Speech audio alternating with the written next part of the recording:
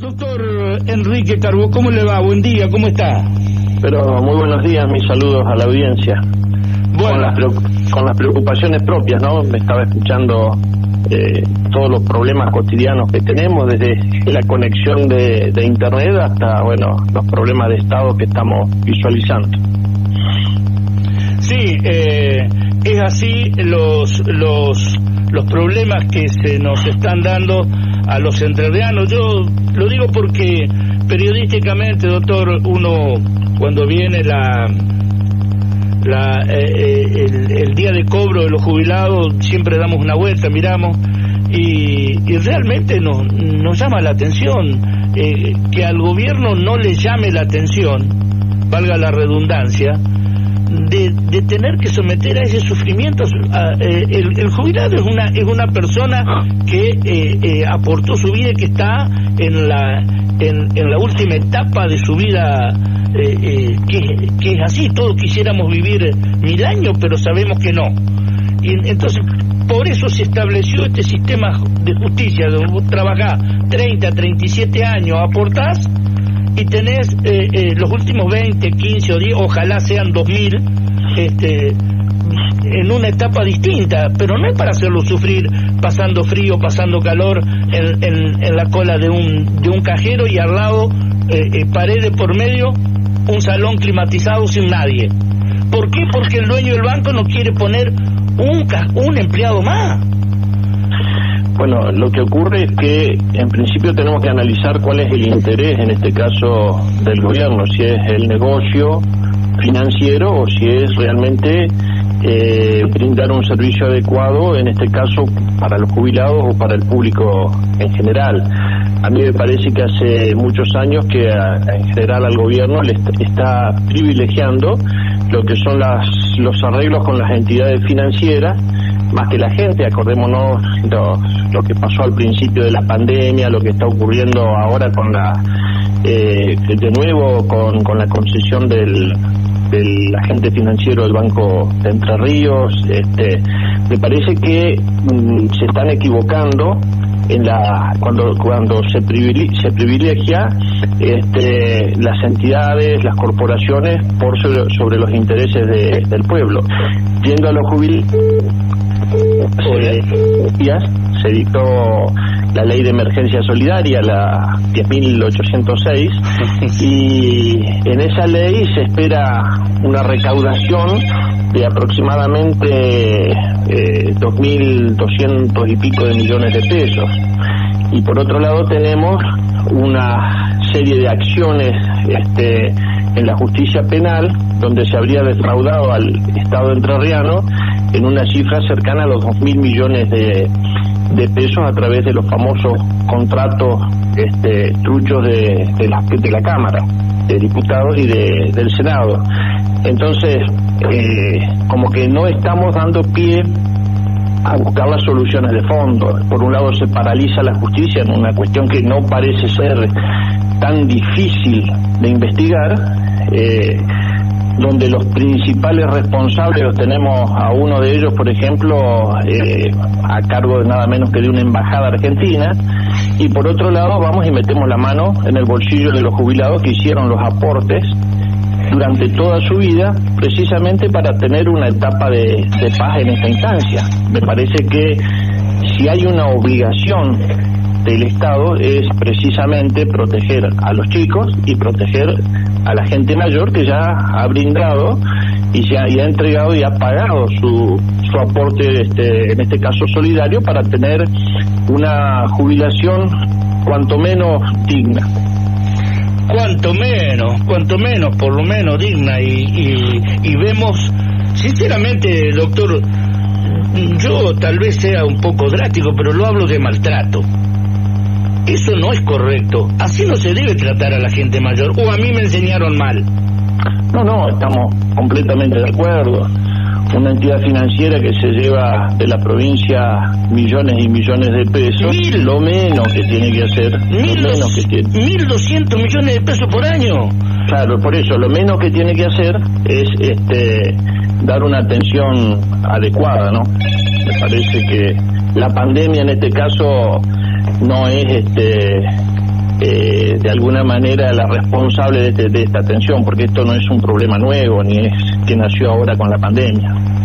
Tenemos problema en las interferencias, me dicen acá, con yo no sé si esto está desprofeso o qué, pero ¿usted me está escuchando bien? Sí, yo escucho bien. Bueno, espero que los amigos que nos están siguiendo, esto está siendo grabado directamente desde Neuquén, y por allí se había cortado la emisión, pero bueno, sigamos, doctor.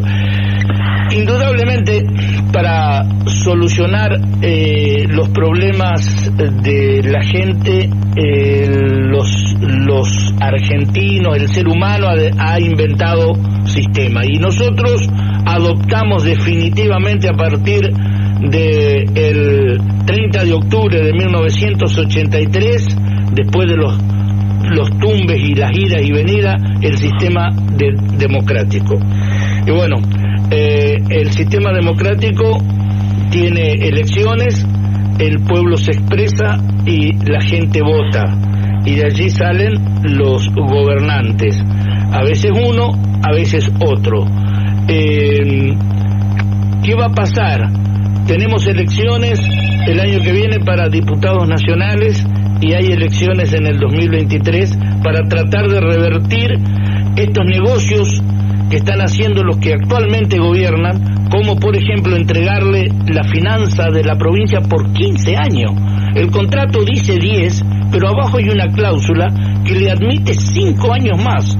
Durante 15 años todos los depósitos judiciales, toda la guita que entra de la coparticipación, todo lo que pasa por sello, toda la plata todo ese volumen va a ir a parar a las manos de un grupo económico. Ese grupo económico en Entre Ríos cobra 1.200 a 1.300 millones de pesos por año, y en Santa Fe, donde presta el mismo servicio, allá tiene que pagar él 900 millones de pesos por año. Es inentendible, pero para cambiar esto hay que ganar elecciones, y para ganar elecciones hay que fortalecer los partidos políticos. Y en este aspecto, ¿usted qué me cuenta? ¿Cómo anda el partido? Sí, antes una cosita nomás, pero aparte manejan de manera cautiva todo lo que es las cuentas de los empleados, las cuentas de ingresos, en estos casos de los empleados públicos, a quienes precisamente le colocan créditos permanentemente, y también le descuentan directamente, sea por recibo de haberes o por débito, esos créditos que le colocan. Entonces llega un momento en que los empleados públicos están tan metidos con el propio agente financiero, con el Banco Entre Ríos, que terminan no cobrando absolutamente nada. Es decir, que paulatinamente van avanzando también sobre los propios empleados. Por eso, seguramente en Santa Fe, es que el banco precisamente es el que paga y no el que recibe un pago por parte del Estado. Bueno, yo creo que la Argentina está en una situación sumamente compleja, donde básicamente no hay credibilidad, se va perdiendo la credibilidad en la dirigencia política, en los gobernantes.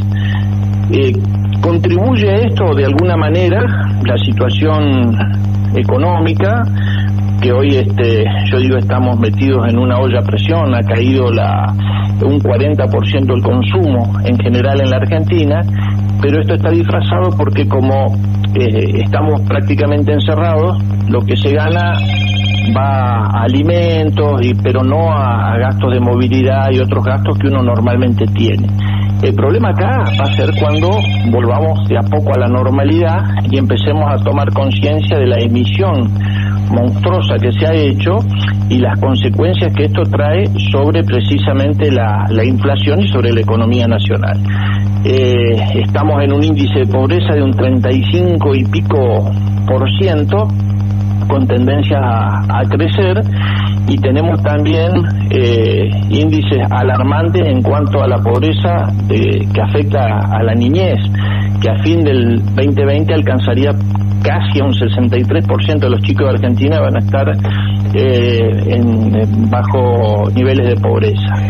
Entonces, a esto, decía, tenemos que tener en cuenta la falta de credibilidad, donde tenemos un presidente de la Cámara de Diputados de la Nación que da un mensaje un día para un lado y al otro día para el otro, no resiste de ninguna manera si analizamos los archivos históricos lo que ha dicho y lo que ha hecho, ni hablar del presidente de la República, ¿no?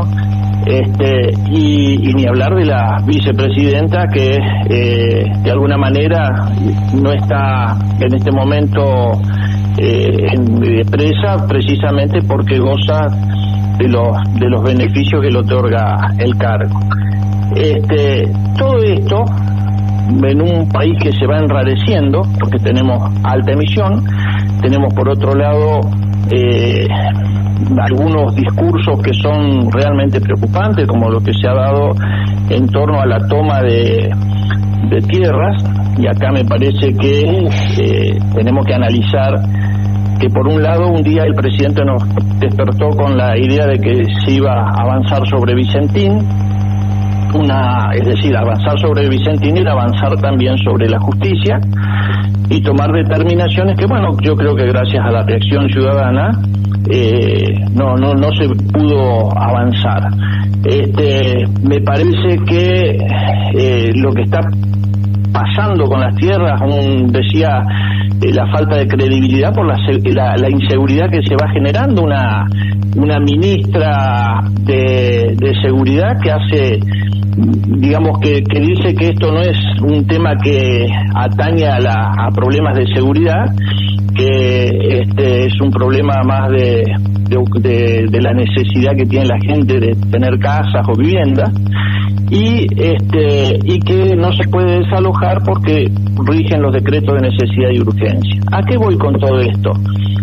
Estos mensajes, la gente tiene que entender que lo que hoy vemos lejos y como un avance sobre terrenos que aparentan estar despoblados pero que son propiedad privada, se puede dar después en las viviendas. Fijémonos lo que está pasando en este momento ya en zonas de Buenos Aires, donde han avanzado directamente a ocupar viviendas o que están robando. Todo esto es producto de una inacción y de una falta de definiciones políticas claras por parte del Estado. Vamos a tener la posibilidad de ir a elecciones, porque ese es el remedio de la democracia, ir a elecciones, y en ese sentido nosotros estamos impulsando en la provincia de Entre Ríos la vuelta a la acción y a la participación que debe tener la Unión Cívica Radical, en este caso el partido al cual pertenezco, con el grupo interno. Hemos convocado, vamos a ir por la recuperación partidaria, para empezar de alguna manera a forjar también y a llevar nuestros granos de arena para que encontremos un camino de solución republicana, pero con tendencias y posiciones de políticas de Estado claras. Bien, esto es el reflote, digamos, la nueva puesta en escena de lo que otrora se llamó líder. Sí, exacto. La líder tiene y tuvo una participación activa muy importante en la vida política de Entre Ríos desde 1983 en adelante.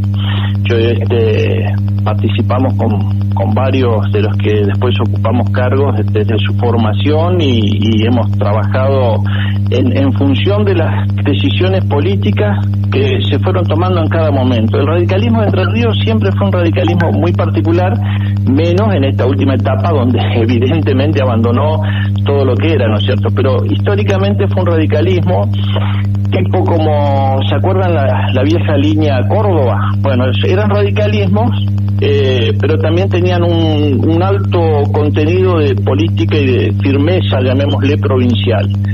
Eso es lo que queremos recuperar como señal, por ejemplo, para que se entienda. Cuando se hizo el pacto Alfonsín-Menem, el radicalismo de Entre Ríos, como entiende la cabeza, se opuso. Bueno, eso significó un problema serio en aquel momento, pero más allá de la época en sí, lo que quiero recordar y fijar es que las decisiones que tome el radicalismo de Entre Ríos tienen que ser propias, tienen que ser en función de su propio pensamiento, y en este sentido tiene que bregar por mantener esas posiciones. El problema es que acá hemos sufrido, por ejemplo, que venga un ministro de la Nación se lleve por delante la carta orgánica partidaria, designe quiénes van a ser los candidatos del PRO en ese momento y del propio radicalismo. Y esto realmente es inaceptable y bueno, estamos pagando de alguna manera también las consecuencias de un partido político que queremos que levante la cabeza y que mire a los ojos y de frente, no como lo está haciendo en este momento.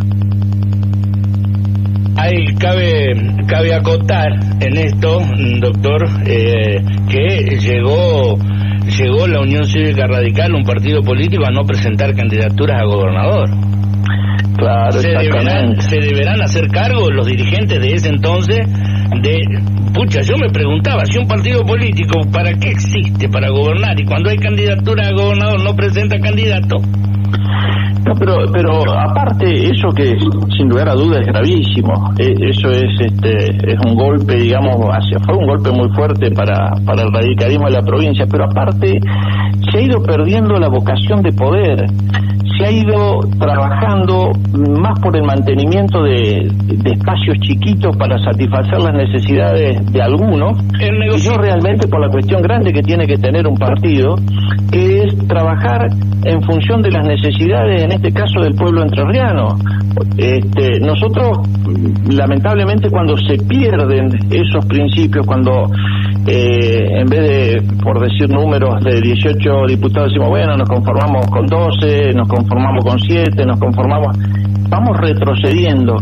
Yo soy un ferviente, creo realmente en los partidos políticos, en la necesidad de la existencia de los partidos políticos como instrumento fundamental de la democracia. Lamentablemente sé que es algo que no todos coinciden, pero las escuelas de la República, las escuelas democráticas, tienen que ser los partidos políticos funcionando de manera adecuada. Claro. Cuando perdemos esto, bueno, tenemos consecuencias de donde parece que el partido político se transformará nada más que en una bandera pintada y se pierden los principios de acción. Y yo creo que el radicalismo, lamentablemente, en estas conductas hemos perdido la credibilidad de la gente, que hay que recuperarla, y hemos perdido la vocación de poder totalmente. Hay que recuperar todo. Cuando se tenían principios claros, cuando éramos oposición en un momento, pero la gente sabía dónde estábamos y qué era lo que pensábamos, y de esa manera llegamos al poder en la provincia en 2 oportunidades, ganamos otras elecciones, tuve la suerte de ser vicepresidente del comité provincial, fui secretario, y bueno, me tocó trabajar junto a muchos de los que están hoy acompañándonos en la líder, en los espacios partidarios, para realmente, fijando posiciones, conducir el partido a los triunfos electorales. Por supuesto, teníamos un Montiel que definía posiciones políticas. Lo que hay que hacer ahora no lo tenemos, pero sí tenemos posiciones políticas para ir definiendo. Me parece que eso es lo fundamental. Correcto. En este marco, ¿qué tan, además he visto un documento con muchas firmas de muchos que algunos exfuncionarios y demás, qué tareas están llevando adelante para reposicionar y buscar el consenso dentro de los afiliados de la Unión Cívica Radical? Habida cuenta que se ha alargado un tentativo de cronograma eleccionario, no sé si usted ya lo vio. Sí, en realidad se había hecho ya una convocatoria en donde se comenzaba el cronograma electoral en el mes de octubre para las elecciones en noviembre. A raíz de todo esto que está pasando con la pandemia, donde Paraná volvió a fase 3, Gualeguaychú también, y todo lo que está ocurriendo, donde lamentablemente, y lo digo también por inactividad por la inactividad debida del gobierno, estamos con algunas consecuencias preocupantes. Pero al margen de eso, sí, el partido convocó, se iniciaría el cronograma electoral modificado en febrero para elecciones internas en abril del año que viene. Sí, sí. Eso nos da tiempo de alguna manera también. Nosotros estamos no solo conversando con la gente que integra el grupo, sino también con otros grupos políticos dentro del partido que tengan el mismo tipo de pensamiento. Creemos sí que el radicalismo entrerriano tiene que ser la base y la columna vertebral de cualquier tipo de alianza que se haga. No puede ser que grupos políticos minoritarios en la provincia conduzcan y en este caso hayan estrellado al país como lo estrellaron, sobre la base del esfuerzo y la construcción política de un partido que en su ideología no comparte lo que se hizo. Claro, sí, porque la causa de los desposeídos nació para clarificar y con el PRO terminaron oscureciendo los principios del partido, ¿no? Sí, claro, de alguna manera yo diría que lo más grave es el silencio, porque uno puede haber cometido determinados errores, pero el silencio cuando ve que se avanza sobre determinados grupos de la sociedad, eso es lo grave en un partido político que precisamente nació para proteger, en este caso, la causa de los desposeídos, la clase media, las organizaciones intermedias, las cooperativas. Y sin embargo, yo recuerdo hechos puntuales donde lamentablemente no teníamos manera de dar explicaciones y había un silencio partidario y que es aterrador. Bueno, yo creo que hay que dar paso a todos aquellos que pensamos de una manera en la importancia que tiene el radicalismo, en ir de manera clara con la sociedad, el poder mirarnos en el cara a cara. No podemos hacerlo con los vecinos en este momento, lo estamos haciendo a través de los medios que podemos. Gracias a Dios en esta época hay algunos mecanismos que nos permiten reunirnos, que nos permiten hablar con los vecinos, más allá de que internet a veces no funciona. Lo cierto es que estamos utilizando todas estas metodologías nuevas. Es una militancia distinta. Cuando se nos permita, entre comillas, salir a la calle, sacar el tapaboca. Claro. Bueno, el tapaboca, nosotros, si hay algo que no vamos a tener en ese sentido, es literalmente la boca tapada, ¿no? Vamos a dar las opiniones que tenemos que dar, porque creo que lo peor que podemos hacer es precisamente que se logre silenciar a quienes piensan democráticamente. O sea que estamos en condiciones de asegurar que la línea radical de Entre Ríos, la líder, va a participar en los próximos comicios internos de la Unión Cívica Radical, donde, bueno, la supremacía de una línea interna como la ILIA ha dicho que va a buscar consenso, y si no, ellos están pensando abriendo la posibilidad de ir ellos con listas propias. Sí, nosotros estamos trabajando en ese sentido. Lo que pasa es que todos los grupos internos estamos diciendo vamos a buscar consensos. Yo creo que eso es una cuestión que de alguna manera estamos diciendo todos. El problema es que en los consensos hay que fijar objetivos que sean claros. Digamos, en este momento, con otros, por ejemplo, con un grupo interno, yo no diría exclusivamente como, no nombraría ningún grupo en particular, pero sí quiero decir que si los consensos se tienen que construir sobre objetivos, si esos objetivos hay comunidad en esos objetivos, se puede avanzar. Ahora, si tenemos distintas maneras de pensar, y seguramente vamos a ir a la confrontación interna, no tengamos ninguna duda.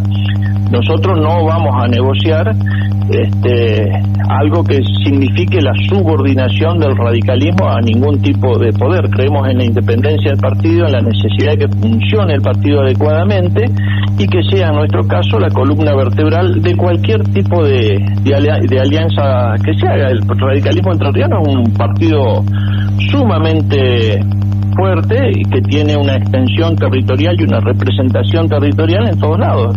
Entonces, fijémonos en las últimas elecciones, por ejemplo, se dejó de lado las juntas de gobierno. Hay miles, por eso menos, ¿no? Pero en forma metafórica, hay muchas juntas de gobierno donde ni siquiera se presentó la representación del radicalismo. Una cuestión que es fundamental en Entre Ríos. Sabemos la importancia que tienen todas las juntas de gobierno como los municipios.